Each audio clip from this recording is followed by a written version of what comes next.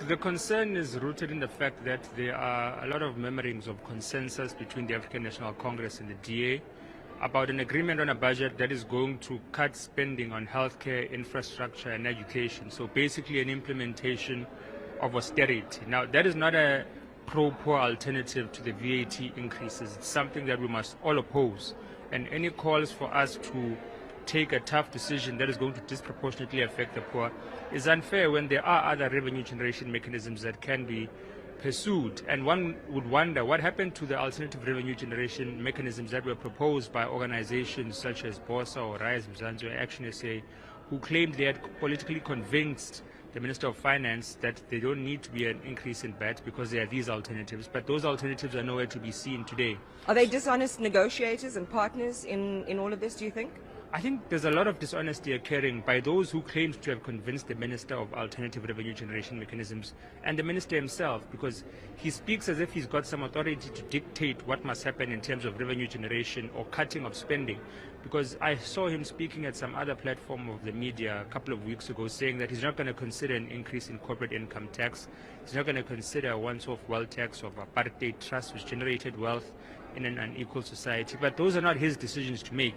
His role is to table a proposal developed by National Treasury, and that proposal must be considered by Parliament, accepted or amended. And he seems to lack an appreciation of the limits of his powers, but as the EFF, once again, it looks like we'll have to remind him. Well, don't you think that what he does put on the table is exactly what you say? That's the design. There's a fiscal framework policy that is developed, and it's not done alone. It's done with the input of government departments in terms of what they want, in terms of National Treasury and the Finance Minister. So essentially, it is a collective effort, is it not? It's collective by people who have shown they lack an imagination to develop a coherent economic policy that will stimulate economic growth or create jobs. So the VAT increases was collective, if we want to view collective in that sense, but there was no consultation with political parties such as ourselves. It seems like now they found the votes they need in the form of the DA to support this anti-poor budget that's going to cut frontline services and disproportionately affect the poor. And we're going to oppose and amend that. So the collectivity of that process is quite secular. We're going to have to allow public consultations through the Standing Committee on Finance and propose our amendments in that fora as well. What will, if anything, make you walk out today? Look, there's nothing that I think would warrant us walking out. We'll have to listen to the proposals in their entirety. There'll be subsequent meetings in the Standing Committee on Finance where the Treasury will come and explain the logic behind their proposal in terms of fiscal framework and revenue proposals, and then we'll take it from there. But there's no walking out that the EFF will be doing. We are going to constructively engage the budget and make our alternative proposals. What is the one thing you want to hear? How we're going to create more jobs. I think that's the most important thing that has been absent in the budgeting process of South Africa for more than a decade. There's no appreciation of the crisis of unemployment in our country and how it contributes to slow economic growth. What's going to be invested in infrastructure, and how do we curb the high debt service levels costs that we have and avoid more borrowing as well. But I think most importantly, we want an avoidance of austerity measures. It's not the final option that can be taken in terms of running this budget. And if austerity is averted, then we can have a productive conversation. Big meeting in the US today in the Oval Office. Your thoughts? I think we're a couple of hours away, 5:30 thereabouts, South African time.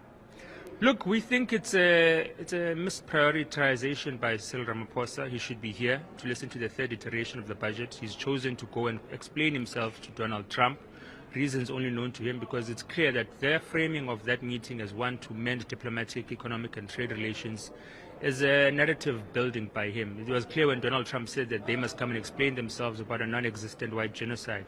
So we expect Cyril Ramaphosa to be humiliated. We don't know why he has gone there. What further makes this worrying for us, or more worrying for us, is the inclusion of Johan Rupert in his delegation. Because we know Johan Rupert has always been opposed to land expropriation without compensation. When you say that, who are you referring to? Johan Rupert. So his presence in that meeting shows you that there's a role that billionaires are playing between the relationship between the United States of America and South Africa that must be a cause for concern, where our democracies are being usurped by billionaires who have economic interests above people interests. So Elon Musk and Johan Rupert's participation in the diplomatic relationship and economic relationship between the USA and South Africa is dangerous, because both of them are opposed to equity, both of them are opposed to land expropriation without compensation, and Elon Musk has an interest of introducing Starlink in South Africa without following the necessary regulatory processes. So we're concerned about that.